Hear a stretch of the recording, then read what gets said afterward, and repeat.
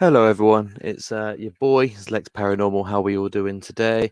Bit of a impromptu live. Just wanted to pop on and have a quick chat, say hello. Just before I head over to Parachills' new disclosures episode, which airs in 45 minutes, I believe. So I'm not going to keep you too long. But I do want to use this opportunity for you to ask me questions. If there's any questions that you have about what we're doing, what we have, any paranormal-esque questions, I want to answer them for you today. And other than that, I just want to make a quick comment about something I've observed over the last couple of weeks on Twitter, very primarily in our own community. So not just ours, it happens in all communities. It's just something I want to talk about. So I guess I'll start with that, get that horrible bit out of the way. So this isn't a phenomenon known only to our community. It happens in the beauty community. Hi, Chris. It happens to gaming communities, commentary, happens to all of us. And that itself needs to change. And what I'm referring to is the toxic comment section for people that are viewing. And the main question I've got is, where do we have a line as a creator to step up and tell our own viewers that we don't agree with their behavior? And that's pretty much what I want to talk about at the moment. Is I've seen a lot. It's guaranteed. It's the internet. There's going to be negativity. How you handle that is how it defines you, really. But I did see a comment on a channel which I really disagreed with. It was a disgusting comment made about another creator's kids, and the creator of that channel that it was posted to had heart reacted to it.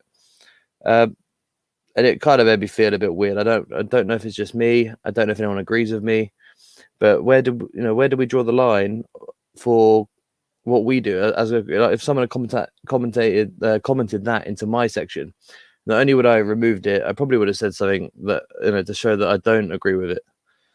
And it's this is a horrible time to be a creator. Sometimes there's so much negativity being spread around, and I'm politely going to ask for people to stop doing it, and creators step up and moderate your own comment section sometimes. Remove those kind of comments, especially when they're aimed at people's kids. Like it's not really acceptable. It's not something that I would be proud to be showcasing on my own channel, regardless of what I'm making, what they're making, and all that. So I just wanted to reflect on that and just put in my 2 cents worth. You know what I'm like.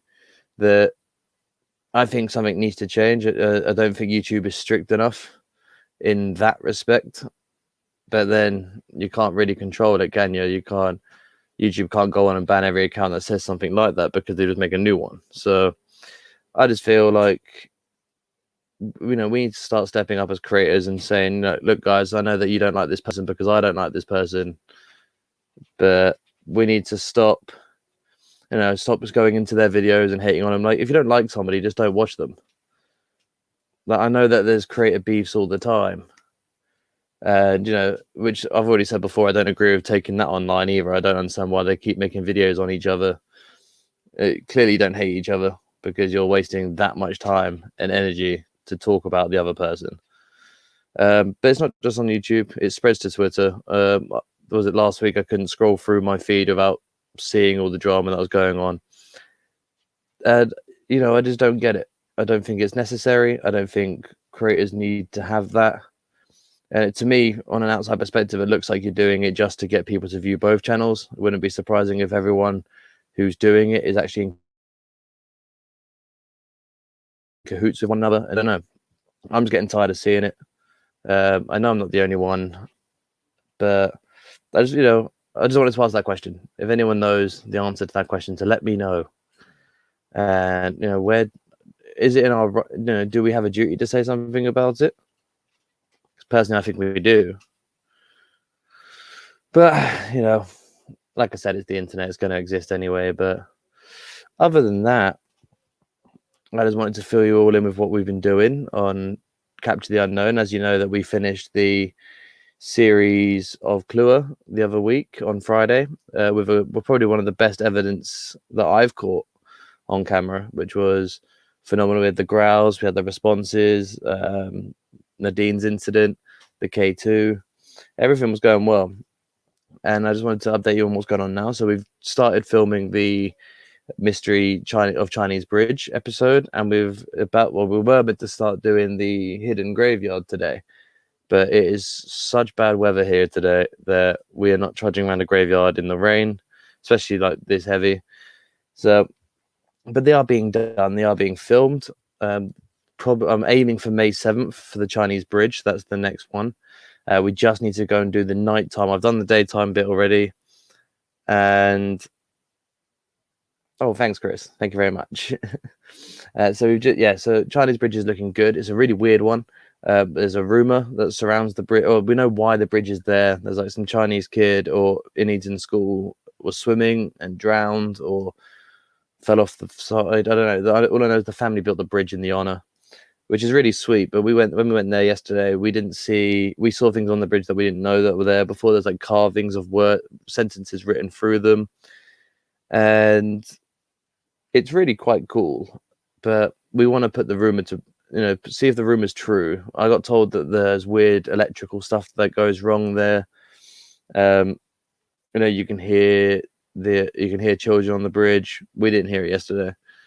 So we're looking forward to putting that video out. Like I said, we just got to do the nighttime. And the hidden graveyard is really weird because it's near my house. And it was my dad who told me about it. We didn't even know it was there. And I walk up that road like all the time. It's like the main road I use to get into the town center. So that's really weird. So we're looking forward to going to do that one. Thank you, Brandy. But we're also trying to do, there's a theory going around, and me and Brian spoke about this on Through the Lens on Sunday with our guest Rootless Destination. And if you haven't seen that, check that episode out on the Through the Lens channel and give that show a watch. We have guests on every Sunday. But yeah, we'll talk about graveyards in general, like why they were considered really haunted. And obviously you got the obvious answer that, it's where people are laid to rest. It's full of bodies. However, the term laid to rest makes us question why graveyards would be full of spirits. So we're trying to see, because I did one graveyard in my first video. Something walked or ran towards the camera, but that was it. We didn't get anything else. Brian said the same thing. He's had a couple of bits and pieces in graveyards, but nothing really concrete. And so we're just trying to see if there's a link, if there's something about graveyards in general. I've seen some great videos. Jenny Love Paranormal did some great graveyard stuff. There's Rootless Destinations. Their most recent one was in a graveyard. And they do some really cool stuff. So we're trying to see graveyard hauntings. Personally, I don't know, just because it doesn't really happen to me yet. I'm sure I'll find out on this next one. I mean, why would you hide a graveyard? I mean, it's really weird. Like, it's literally to the side. Like, you wouldn't think it was there when you walk past. And it's only a small one. Like, it's no bigger than like your average. It's a little bit bigger than your garden, probably. But it's really odd. So we're doing that. And then we are working on we're waiting for all the restrictions to actually lift completely, because we are still aiming to do the Ostrich Inn, which famously was on Most Haunted, which we know isn't the most trustworthy paranormal TV show source that I'd ever read in the UK. And we want to validate their claim to be a really haunted inn.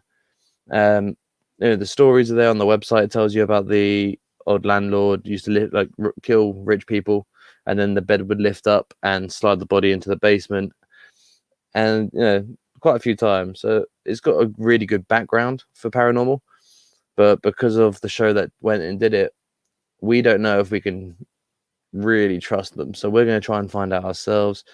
And then I've got the hopeful plan of going to Manchester to do the underground tunnel city, which I've seen a couple of people do. I did extend the invite to GSI Paranormal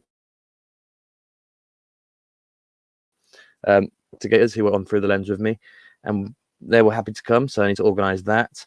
And then I think that's pretty much going to be it for season 1. So we're almost done on the first one.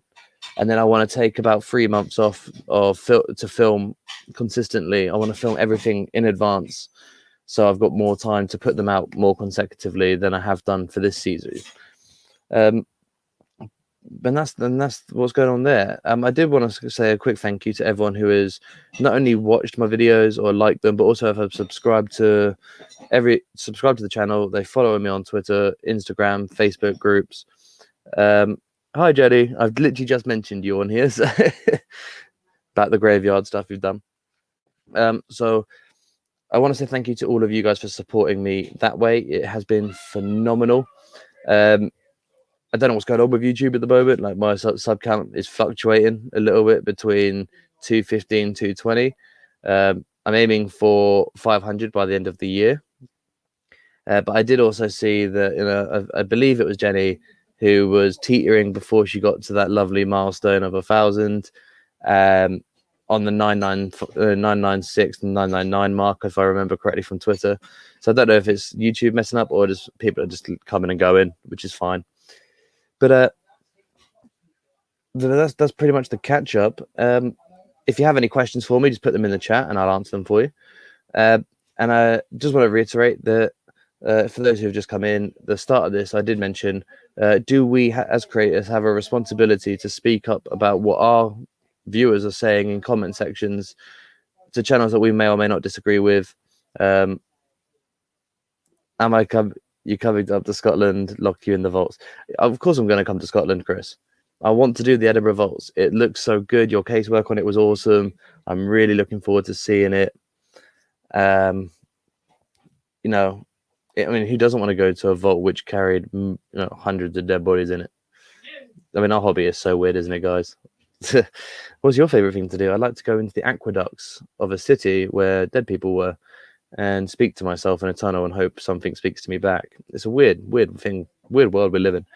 It's YouTube. I get a bunch at once that they were verifying. Oh, okay, so that's weird. I didn't know that. So I'm hoping. I don't think 500 is too big of an ask in the next 8 months. I've done 100 in 4 months, so just got to keep. I suppose I just got to keep grinding. Really, I mean, I don't really mind. I enjoy making these videos.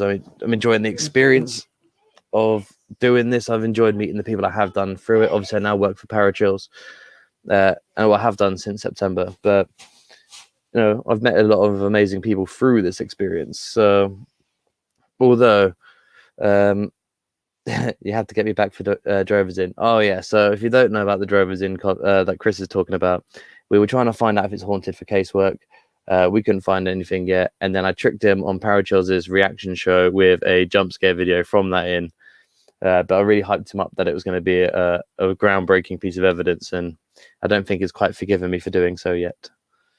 But while I've got some of you in here, what do you guys think of my original comment about it? Then it's like, do we have a responsibility as creators on our channels if we see our viewers going into other people's comment section and saying some disgusting things to them, but they're doing it in our names? Like, do we have the right to stand up and be like, I don't want you saying that stuff? Like, if I don't like someone, that's fine. I'm allowed to not like somebody. Does it make sense? Am I making sense? I'm not quite sure if I'm making sense. So, love to know if you agree with me or not. Because I just know that it's just drama doesn't make anyone look good. It's a really bad reflection on our community as a whole. For every community, like I said at the beginning, it happens to every community. And like I said before, I know it's the internet and I know it's going to happen. But I mean, like I said, the comment I read was about someone's kid and it was disgusting. And if it was on my channel, I would have said something, or at least I would have removed the comment. But they actually heart reacted to the comment, which I thought was really horrible. Like, I don't agree with that. People can be butts. I know they can, Brandy. But aren't we supposed to be better than that? I mean, to a degree, I get it. Like, if someone's if someone publicly went on a video and started saying stuff about me in a really negative way, like, would I probably react to it with my temperament? I probably would respond, but I'm assuming that's what they've done. Like, they're just responding to it, which I guess I understand. But it's when people go,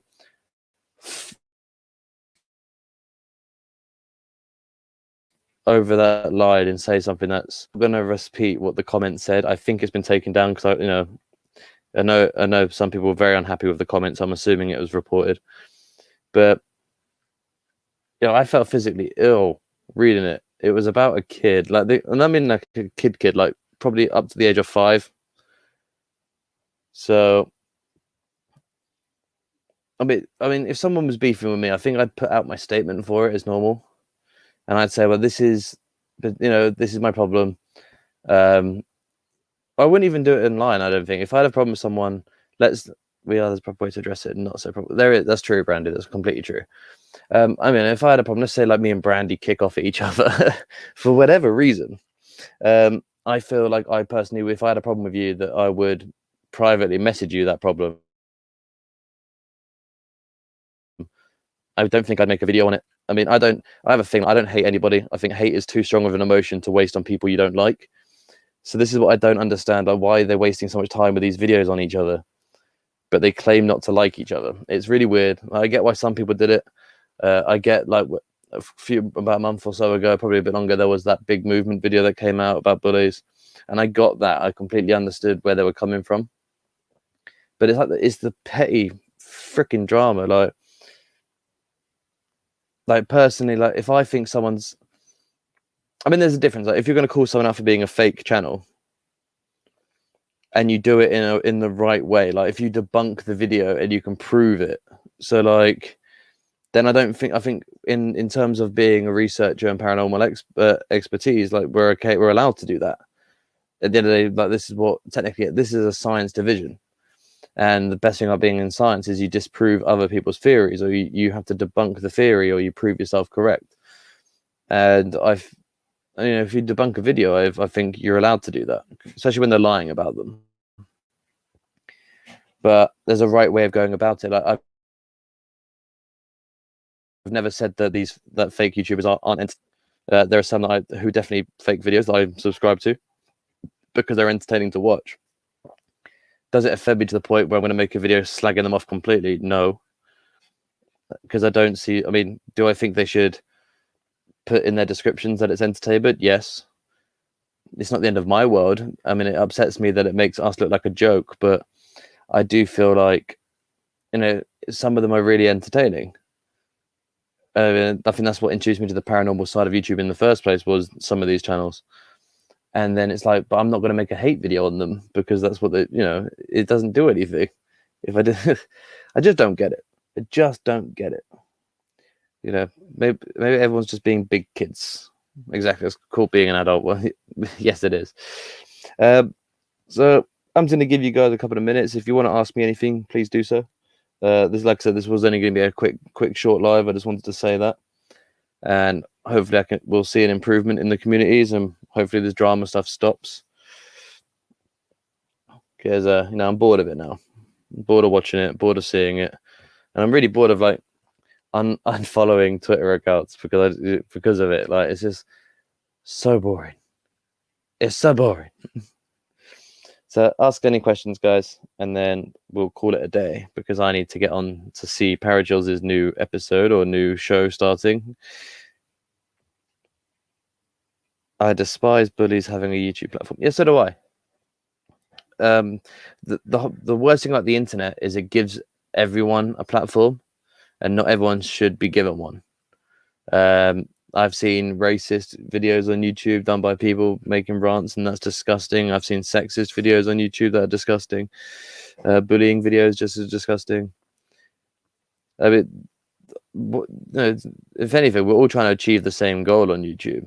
To create content for people to enjoy and help everyone get to a decent viewing number. So maybe not even just so they can make a living off it, but just so they can feel like their hard work pays off. I mean, that's what I do. I like helping other people. I mean, I surround myself with a lovely bunch of people that help me. I wouldn't have the people in my life now if it wasn't like, let's use Brian as the example, Huntophobia. I reached out to him when I first came on YouTube to promote my first video and asked for him to give me some feedback because I respected his videos. And I was like, well, give me some feedback. What do you think? And the man has supported me since September, which is great. I have so much time and so much love and respect for him because he did what YouTube was always meant to be. I think it's how I've always viewed it. It's people helping each other get viewers. Yes, I know it's competition in a way. There's 38 million channels on YouTube competing for the same thing, and I get that. But the same way, there's healthy competition and there's unhealthy competition. Do I think Brian helped me because he sees me as competition? No, he helped me because he saw someone that he liked and wanted to help, and he's continuously done so. And I feel like me and him have got really close because of it. I've always felt that if I did something wrong, he'd tell me. You know, and it's like that. I give people advice. There's people that email me for advice, or they message me on Twitter, and I give them advice. And I'm new, like relatively speaking. I've done this for 6.5 months. There are people on here who've done this for years, and they are the worst examples of YouTubers just by their actions that they do on here. But, you know, can't control what people do, I suppose. It's just a shame. The internet's a scary place. So, oh, just give me one moment. Sorry. Oh, thanks, Jenny, for sharing that out for me. Thank you. I love the group behind you. Oh, there you go.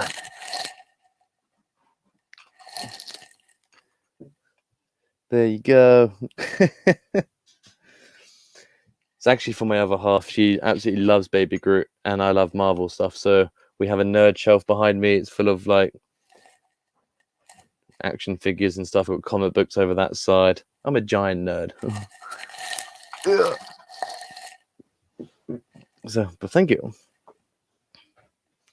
Had to step away a sec, come back. Oh, hi, Jenny. I saw that you stepped off. Thank you for that. It is awesome. It's actually really cool. I didn't think I'd find, like, it was a late Valentine's Day present because being in lockdown, for some reason I forgot the dates. And so my other half got me this lovely like whiskey decanter set. And I was like, I ain't got nothing for you at the moment, but I'm going to get you something. And so I know that she loves Groot, so I bought her that. And she loves it as well. That's why it's on the mantle next to my giant Batman. Of course, there's nothing wrong with being a nerd. It's awesome. We're the best people. All right, so I'm going to say what? Well, 5 minutes, 6 minutes. Any questions for me, guys? Any questions at all? I'll try to be honest. I'm kidding. I'm always honest.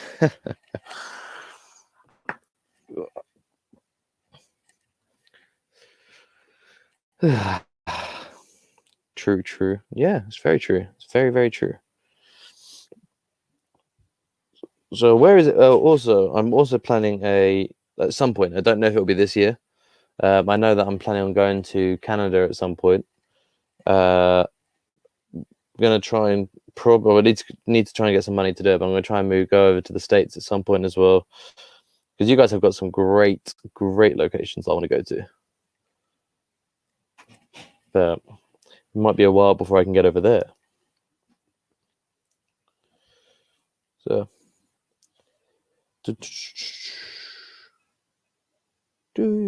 And I forgot to ask, have you seen the Clue series that I've just finished? And if you did, what did you think of it? Especially part 3, the big one. Because that was dope. That was like not scared, but that was like the most unease I've felt on an investigation so far. Make sure you hit me up if you ever do. Of course. You can show me all these great like graveyardy spots that you've been to, especially the one that I can't remember which one it was.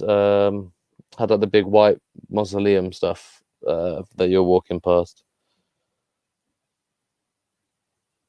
which we don't really get those here, so we only get like gravestones. NC. I'm gonna sound like such a jackass. Was NC? If you could just let me know what that is, because for some reason my brain has turned itself off and doesn't want to try and figure out what it is. NC. I feel like an idiot. Usually I'm pretty good with. Oh, it's not yet. North Carolina. God, I'm an idiot. Yeah, North Carolina is pretty dope. I've seen a couple of people that do this from North Carolina actually, who have had some really good content and places to go to. It's just weird. I think like the States as a whole is like, I mean, the UK has castles and stuff. Like I live in Windsor, so I have Windsor Castle here, which is really famous because obviously the Queen lives here, and that's literally down the road. But they won't let me investigate it yet. But yeah, state's always been like better. Like the asylums are much better than they are here, because ours are like proper like just like hospital looking things. You guys have like morgues and padded cells and everything in the same building. A lot of battlegrounds, yeah. I want to see the castles. See, castles are cool. They're usually like the weirdest things. Like before I started being like an investigator with castles, it was always like I always felt weird in them. And I've been to Windsor Castle loads of times because when you live in this town, you can go in for free with a Advantage card. And like some of the rooms there, like there's so much history in that castle that I really, really want to investigate it. And because it's in my hometown, I was trying to think of ways that I could like sneakily do it, because you're not allowed to bring recording equipment in. Or like, you can bring a camera, but you're not allowed to take videos or pictures of the inside of the castle. So we're going to be pretty tough to do an investigation. Unless I did it like subtly, like with a head cam or something. Scotland and Ireland are my top places to see. Scotland is beautiful. That's what Chris from Age of Darkness was saying. There's a place there called the Vaults under Edinburgh, which has got such a mysterious background and deaths on it and stuff like that. So I really want to go and do that. And one of my first ever spirit sightings when I was growing up was in a hotel in Edinburgh, which was one of the things that made me believe in it. So I'd love to go back to Scotland and do it. I haven't been back for a long time. So Scotland, definitely. Ireland, I really want to go to. I've never been, but I'm a massive Guinness drinker. So that's one of the reasons I want to go there. But I don't know. I'd like to go to Hawaii, but mainly because it's Hawaii. But I don't know if they've got like, because they've got like probably got like a lot of native grounds, so that might be a good place to investigate. Places in Hawaii. But then nothing beats the big one. Obviously, I really want to do Suicide Forest in Japan. That's like number one on my list. And then I want to do like the obvious ones. I want to do like the Shining House. I want to do the Amityville House, the Conjuring House. Talking of which, the Conjuring 3 trailer dropped this week for the new film. Devil Made Me Do It. I really can't wait for that. It's like my favorite series of horror movies at the moment, like that whole universe they're doing. And I really like the guys that play Ed and Lorraine. So looking forward to that.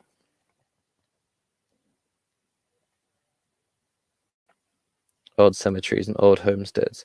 So this is really cool. We don't get that stuff here. Like, it's weird, but we do get that stuff here. But the security on it's like really tight. They do like, rather than it just being an abandoned property, they have like fences, cameras, security guards, and that's around like normal buildings. Like they don't even have to be important buildings. It's like, oh, that house's roof fell through, so there's a security camera up, gates all around it. It's like episode 3 I did on Halloween. It was like, it was an abandoned house with the gates around it all secured. But luckily, someone else had obviously gone in there because the gate was open when we got there, so that's how we got in. But it's really weird. I think, I know they do it because vandals go in there and really damage the property, and that really, really upsets me that they do that, because it ruins history. And I'm a massive history nerd. Like, well, not a nerd. I don't know a lot of history, but I know enough to that piques my interest. And I like learning stuff that I didn't know before. I think that's one of the things I like about paranormal investigating, is learning about that time period, or someone important who you've made contact with, and you actually find something on them online. So in my hometown, JFK's chauffeur is buried here. Oh, really? That's pretty dope. I'm assuming that's the one that was shot in the car with him, if I remember, or is it just a different one?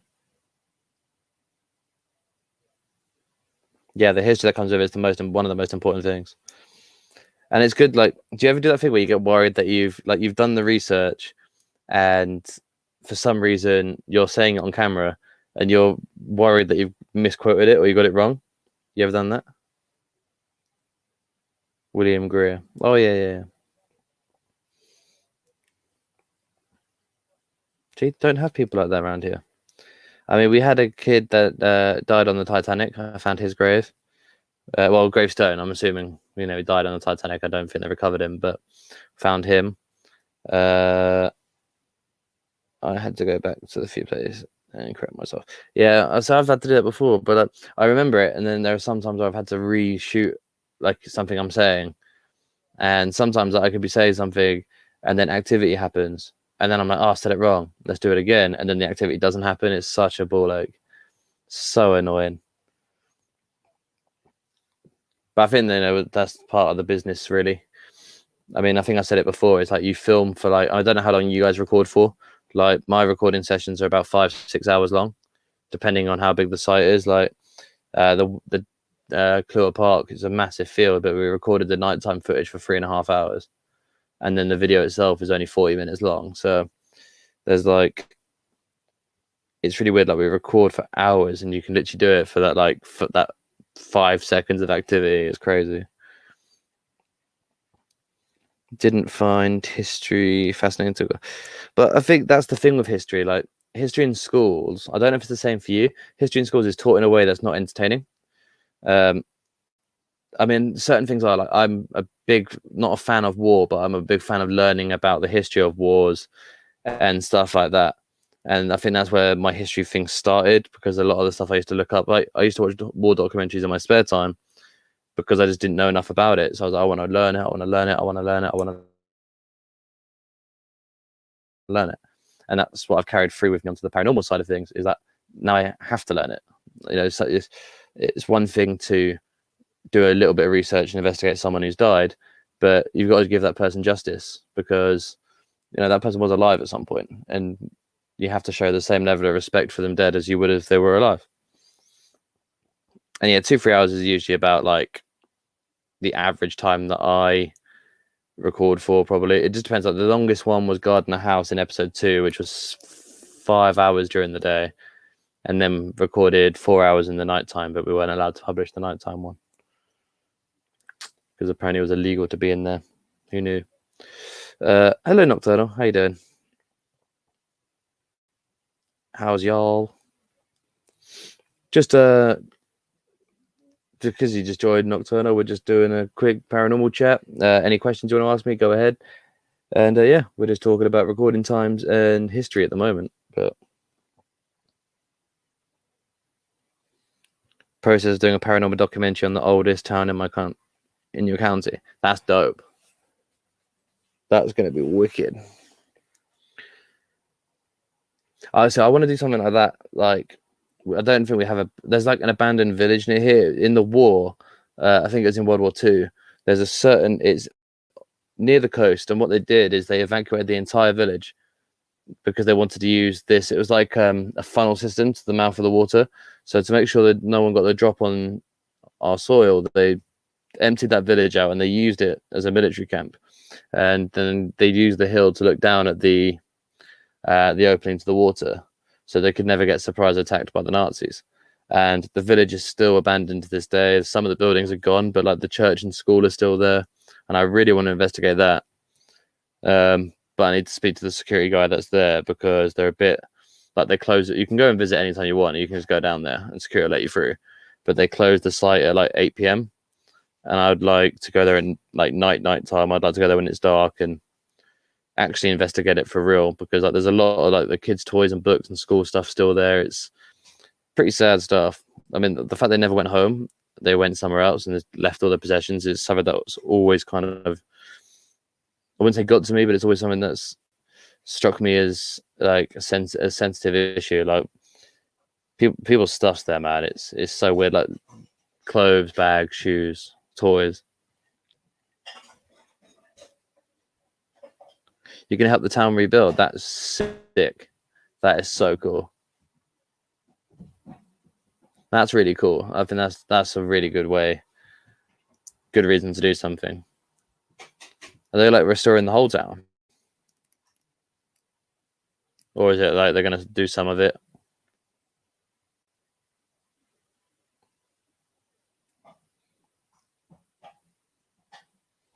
No, thank you, Nocturnal, because that's dope. It's really cool.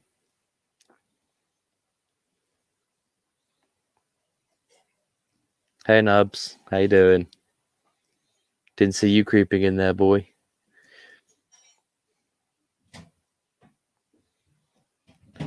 Yeah, I think it's good that they preserve these old towns though. While they're redoing the whole town, that's wicked. That's really cool. I mean, that's going to be expensive, but it's going to be worth it in the long run. I mean, I've never thought they'd do stuff like that. Like, most of the time, they just kind of leave them there. So another place I'd like to go is Chernobyl, the power plant station that melted down. That's another place I want to go. With that weird Ferris wheel in the background, usually on video games, but.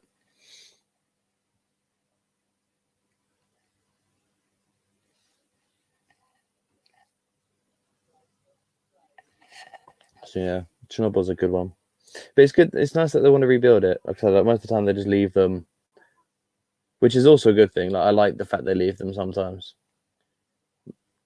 I think it gets dangerous when you try to erase something from history. Flooded several times, homes destroyed. That's tragic. Like you see it in modern day stuff as well. Like we get a lot of places around here flood, and it's always horrible to watch. Like you could lose everything like that, and it's sad stuff. But on that note, I'm going to call it a day. I've got to go and watch Parachills' new show. It's about UAPs. If you're interested in that, go to Parachills' YouTube channel and check out the video. It's going to be sick, brand new, and it's called Disclosure. So it's going to be very interesting to see what's going on there. But thank you guys for coming in and chatting to me. It's been awesome. I know it was a bit of a downer at the beginning, but I have a weird conscience where I have to say something on this stuff. So, but that's the kind of person I am. It's the kind of man I am. And I'm proud of that. I'm not going to drop those values for anything. If I see something wrong, I am going to say something about it, but in a way that makes sense. Like, I'm not going to attack people or anything like that. I just don't see the point. But thank you for chatting with me. It's great to see you guys. Brandy, Neil, Nubs, Jenny, Chris, when you were here earlier. I don't know if you're back yet, but it's been a pleasure to see you on and speak to you. So I'll catch you next time. Don't forget that May 7th is my next video drop, so aiming to be my next video drop. So if you haven't seen the Clue Hill series, head over to my channel at some point and watch all 3 parts. Let me know what you think, especially in part 3. We get a lot of good activity on it. For those who have seen it, thank you for watching it. Thank you for being subscribed to me, and I'll see you next time over on this channel, or I'll see you on the next Parachills live show that I do on Tuesdays, or better that, I'll see you on Sundays when I do Through the Lens with Hunterphobia. Until then, take care, stay spooky, stay safe, and I'll see you next time, guys. Take care.